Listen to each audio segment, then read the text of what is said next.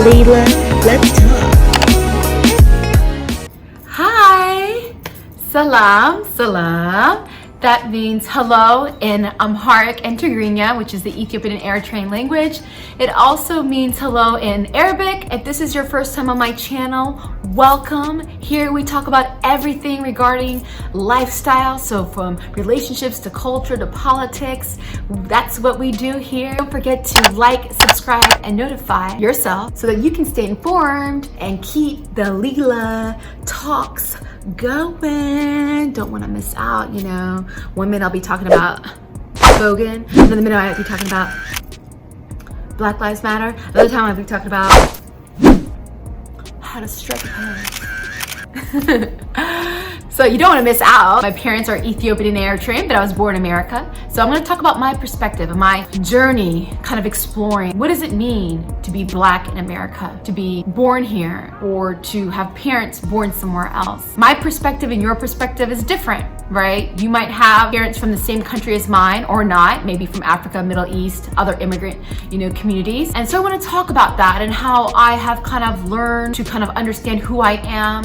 I'll talk about my upbringing, my sense of belonging, my identity as I was, growing up, maybe some of the privileges that I had. Being in America and not having your parents from here is different, right? We look at race differently. We look at being Black differently, but we shouldn't, because we're here. And that's why I thought it was really relevant to have this conversation now, because of all the most amazing things going on with the Black Lives Matter movement.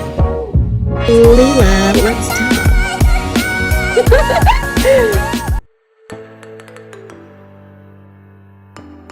So let's start from the beginning, right? So let's start with, yes, my parents are Ethiopian and Eritrean, but my mom came here at a young age. She came here when she was 18 years old. She went to college here. Now people, especially back then, it's relevant now, but especially back then, you were a person of privilege to have the financial means to come here, right? And so she was one of those individuals. And so she was educated here and she stayed here ever since and went to live in New York and LA, and that was her journey. Growing up by a very wonderful, strong, liberal, open-minded mother. And that's a privilege in and of itself. The exposure that she's had to be able to kind of guide me in my life. Where my dad was a little bit different, where he had to escape from Eritrea, walking through Sudan, with his family members. And then finally going to the Middle East and, working in Kuwait in a bank. And he knew he wanted to have a different life. But even him, he also came from a family of privilege and power. He came to America in Los Angeles. He was a taxi driver and he just started working on his education. He ended up getting his bachelorette, master's, and now he has a PhD in that and he's teaching. I grew up in Northern Virginia. It's a very diverse community. The majority of my schoolmates were predominantly white. My journey changed. I didn't really have any African-American friends in elementary school. I was really kind of blind to being Black in the sense I didn't feel different than anyone else. No one made me feel different. My mom relays a message that I guess I experienced when I was in preschool in a Montessori school. Apparently, I had a crush on a white boy who had blonde hair and blue eyes. And I, told my friend, I guess when we were little, oh, I have a boyfriend. Keith is my boyfriend. And this little white girl said, he can't be your boyfriend. You're Black and he's white. And I guess I relayed to my mom and I said, Mom, she says that he can't be my boyfriend because of this. And my mom was like, no, that's not true. And I don't remember that situation, but I'm sure it happened. And I did notice that my friends and my level of diversity of friends changed as I got older. But it wasn't until I got to middle school, I kind of questioned, where do I belong? I knew I was Black. I felt I am Black, but I didn't feel I was Black enough, right? Couldn't relate. I didn't understand certain lingo, certain cultural innuendos. I didn't have the same background. I didn't know the movies that they were talking about. They were nice to me. We were cool, but I didn't feel connected. It didn't really bring me in or have an olive branch. I think they probably saw me as I'm a different kind of Black person. I didn't really fit in there, but we were cool. We were great. Hey, what's up? Hi, how you doing? And then you have the white community. Yeah, we're all kind of like people of middle class, but I'm not white. And so I also didn't feel connected there. Gravitating towards people who are just from the other. I really connected with people who were like me. who had parents who came from other places and came to America, and we were first generation born in America. It was everything. It was like the United Nations. I had Latino friends, I had Filipino friends, and we really connected. We really had similar experiences, similar values, and that worked. I actually didn't have any Ethiopian-Eritrean friends, which is actually kind of funny, given that I live in DC. But again, you have to think about my neighborhood as well as my mother. She's not as connected to the Ethiopian communities as other mothers, so that probably played a part into that. And then as I moved into high school, yeah, the name of the school was Robert E. Lee High School, which is named after a Confederate general in the Civil War. And I just always was embarrassed by it. It made me feel extremely uncomfortable. I didn't understand why they would name that school that. In regards to my friends in high school, I was pretty much a jock. I played basketball, I played volleyball, and most of my teammates were white. That was the majority, and there were probably about 3 African American girls on my entire girls basketball program. That just tells you the lack of diversity there and what kind of school I went to. That's kind of like my background. And so I think the lack of exposure I had to African Americans, I think it bothered me. I didn't have a lot of African American friends. I think played a huge part into even what college I decided to go to, the selection of the school. I went to Old Dominion University, which is located in Norfolk, Virginia. Being there is what really opened my mind to what it means to be Black in America. My cousin went there and I went to her graduation and I loved it. There was all sorts of different people at her commencement, but I've always gone to Virginia Beach on vacations and I noticed a strong presence of African Americans. I did my research and I realized that I was situated between 2 HBCUs, Hampton University and Norfolk State. And I was like, oh, this is great. I'm gonna be around a lot of Black people. I was really excited. So I have to say, it wasn't the academics that drove me to go to Old Dominion. I just was seeking something different. So I went to that school and it changed my life. I remember when I was in college, man, people used to make fun of me about the way that I talk. They're like, oh, where are you from? California? You sound Val. You sound like a white girl. You know, you sound this. And I'm just like, and I've never heard that before. I mean, I guess because I've always been around white people and I just felt kind of weird about that too, because I'm like, okay, this is just the way that I talk. I don't think there's anything wrong with the way that I talk. And I guess I started changing the way I was talking. I tried to tone down the valleyness. And when I came home, my mom was like, where have you been? Where are you going? Why are you changing the way you are, what you're doing? And I didn't even realize it. You know, it was just my environment. She was like, be you, be who you are. You know, don't change who you are because people don't understand you or don't accept you. I mean, they were just teasing, but still that gets to you, right? Another thing was my friends in the dorms, you know, they were predominantly African American. I learned a lot about where they're from and how conscious they were about race, exposed to, you know, having these situations. And so a person that I was getting to know when I was younger told me, he's like, oh yeah, you know, I used to, when I was walked to school, you know, there would be these boys with their trucks and they would, you know, have the Confederate flag and, you know, say these racial slurs at me. I was like, what? Because in my mind, that happened a long time ago. Like that happened in 1960s, but I couldn't think that someone my age group kind of experienced that. Yeah, I'm sorry, I didn't have that exposure. So I was like, wow, okay. I think coming from where I came from, which is having parents who were not raised here, was different. In the 757 area, which is where ODU was located, it was a little bit less diverse than Northern Virginia. It was very Black, white with a sprinkle of other. And I mean, to the point they didn't even know what my race was, you know, as far as I'm Black, but they couldn't tell what kind of Black. They thought I was always mixed with something, you know, and the fact, you know, even the idea of Africans looking like me, that just seemed so off, because just like how some people from Africa or, you know, Caucasians and other people have stigmas and stereotypes of African Americans, the same is true to African Americans have stereotypes about Africans. I've had people say to me, oh, you're not Ethiopian. Those people are skinny. I've heard people say, oh, is that what you speak? Is that how you talk? I've heard, you know, people make cavalier jokes about, oh yeah, my hair's so nappy. It's nappy straight out of Africa, right? And this cavalier, lighthearted, you know, jokes they don't realize has undertone racial stereotypes. That's kind of when I started experiencing, oh, okay, this place is a little bit different. But at the same time, I learned and grew. When I was in Northern Virginia, which is predominantly white, I was very comfortable with white people. And so now I'm in an environment where I'm predominantly around a lot of black people, and I didn't feel comfortable. I didn't feel like I could fit in. I didn't know what to say. I didn't know what to do. And, it took some adjustment. I used to play spades every single night, right? I was in it. I had a great time. And then funny enough, I got so used to it. I mean, actually I loved it. When I came back to visit my mom during the breaks and there were so many white people, then I felt uncomfortable. And I'm like, wow, I wonder the shift of comfort, uncomfortable is similar to how people feel depending on their race and their privilege and their exposure. That's why I kind of started feeling a shift of understanding, your place and fitting in. I loved it, and I did feel belonged, in that environment.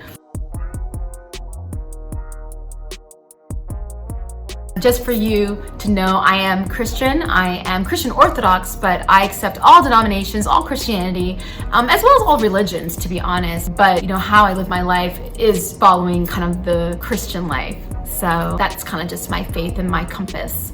So there was one particular place in Norfolk, Virginia that really touched me and really kind of opened my eyes to some of the implicit biases that I had. And it was Abyssinia Baptist Church, ABC. That's my place. Abyssinia, which is, an empire that was once, in Ethiopia and northern East Africa. And it was a few blocks away from school. And I immediately just connected with that group. The pastor was dynamic and the congregation was so warm and loving. At this church, their congregation was a lot different than the people that I grew up with and the people that I know in Northern Virginia, right? So their social economic status, as far as how much money they make, what kind of jobs they have, what kind of family dynamics do they have, is completely different. Now, I loved it. I learned so much. A lot of them didn't have much, but boy, do they have a big heart. They were just full of love, always giving, always, being so generous when my mother would come and visit. And that kind of opened my eyes to what being Black, African-American in America is. And it's very similar to Ethiopians, right? We're very hospitable. We like to share. We're really all about gathering. And that's very similar to people who are from the South. So I really connected with those folks, and I love them very much. I volunteered at a local school. This cute little girl, was so excited to have me in her life. I just would go there once a week. So impactful. She came from a disadvantaged circumstances. She was raised by her grandmother. There were a lot of other children in her home. I'll never forget this one time. They had school pictures. She never had school pictures before. I said, oh, you don't have a school picture? You don't have a picture of yourself? She said, no one's ever gotten that for me. And that just broke my heart, because that's just something that's not a big deal, but her family has other priorities regarding putting food on the table than buying pictures. So I bought her the pictures and she just blew up.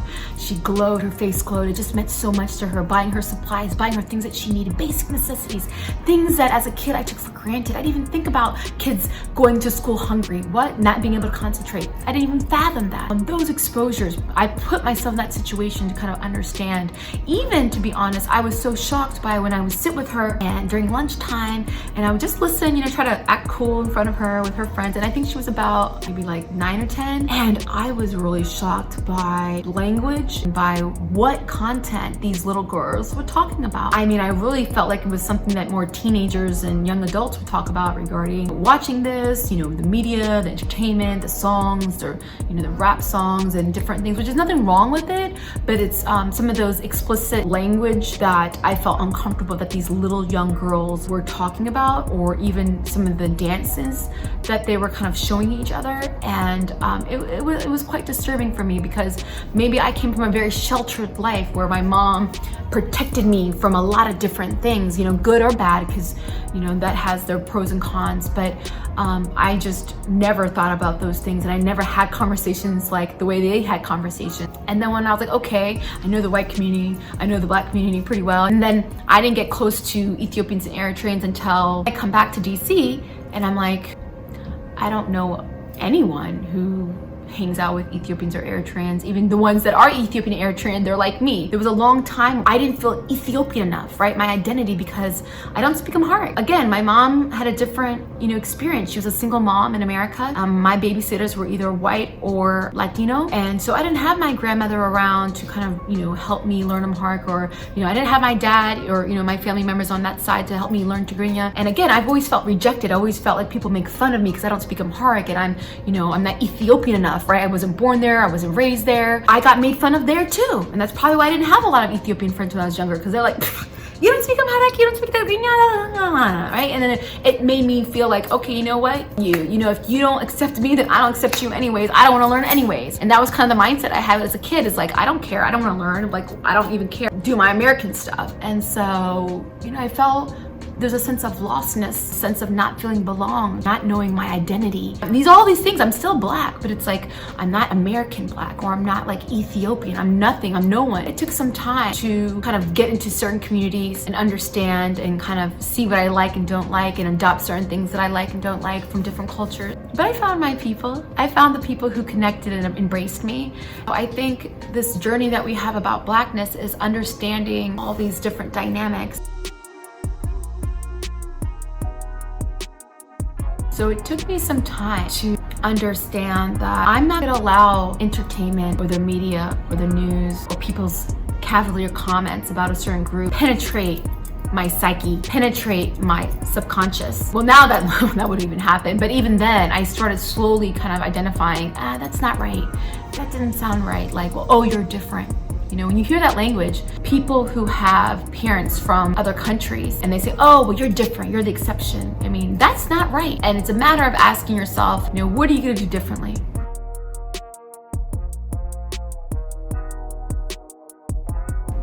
The call to action today are 3 things. Number 1, take initiative to learn and unlearn by reading books, going to movies. We have to be intentional with seeking information, learning more, unlearning some of the stereotypes that we've kind of been, fed into by media, by society, maybe even by our own family, maybe by friends. As you get older, you kind of become more independent. You're not so influenced by others' thinking. Number 2, increase your exposure to the people that you know, to the experiences that they have. All of us, we should understand each other better. Expand your network and your friends, Yes, you can read, but until you kind of get to know different communities, see it for yourself, understand and talk to people, you won't really get it. You really won't. So for my Ethiopian-Eritrean community, and for other African immigrants who are from here, who come here, don't take for granted the liberties that you had in your own country, because you don't have the same history as the people who have a history here in America. Don't forget, America was built on slaves. America has been looting people for decades. They came here, killed the Indians, then they extracted the black people from Africa and then just dropped them here, stripping all their identity, their names, who they are, where they're from. You may not have that same experience. So you have to be sensitive. And I think people have to be sensitive and understand other people's background. If you have a certain level of privilege, then I think it's only the right thing to do to pass that on to others who can uplift themselves, help them, coach them through, mentor them, give them a pep talk or not, or just listen, just understand, all the above, right? But I think seeking information, not just from books and movies, but also real people who've experienced it. Talk to people who have been arrested. Talk to people who have been in jail, how they've been treated, and how hard it has been to find a job, get an apartment. There's a box that you check when you apply to a job, right? Have you ever committed a felony? Check right there. I never even think about it before, but now I do. Now I'm like, wow, you are automatically been downgraded into a caste system of a second class, not having voting rights, as an example, right? So talk to people about their exposure that don't have your exposure. Talk to people who are in different communities. If you're living in a community where it's predominantly white or predominantly Hispanic or predominantly black, understand the other communities. Because if you understand the other communities, you'll understand how to talk to them. You'll understand how to listen to them. You'll understand how to have a better dialogue with each other. And I think that's the problem. I think everyone says, listen to me, understand how I'm coming from. Listen to me, listen. But you have to think, am I listening? Am I listening to what people are saying and telling? Are you putting yourself in a position to listen? Are you putting yourself in the environment to absorb information? So if you're not, I would encourage you to go. Go over to those communities that don't look like you, that don't have the same experiences as you, and learn. That's when it'll really hit you. There's something wrong here, because there are a lot of good people in this world who aren't given a chance, who don't have privileges, who don't grow up in a certain community to have good schools, to have the opportunity to have good education, to have the opportunity to gain skills or go to college. That's not fair. Because if you understand people's past, if you understand their parents' past, then that's kind of the space that you seek understanding. And vice versa. I encourage African Americans to learn more about African culture. When I say African, it's a big continent. There's a lot going on there. So East Africa, West Africa, that dynamics, the dynasties that were going on, not just in Ethiopia, but even in Zimbabwe, Zaire. Number 3, be thoughtful to your neighbors. Be thoughtful to people who don't look like you. Listen, love, help, give. Don't be selfish. Don't think I'm good. Don't think, oh, I worked hard for this. Don't think, yeah, I'll do that when I'm not busy. Or yeah, I'm trying to get married right now. Or I'm trying to have some kids. Or yeah, because you know what? What if your kid gets profiled? What if it was your kid that was in a unfortunate situation that led to his death or her death? You would care, right? You would be mad.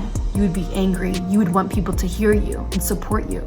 But why should we get to that point? Why can't we do something now, being proactive to try to prevent that as much as possible by getting involved in different ways, however way you want to get involved. But I think these 3 things will help you do better.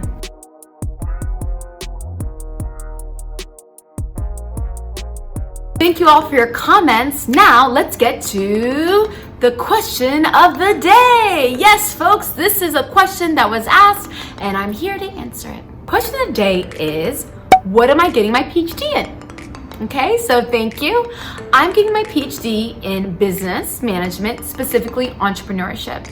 Feel free to like, subscribe, and hit the notification button if you want to be aware of other future videos.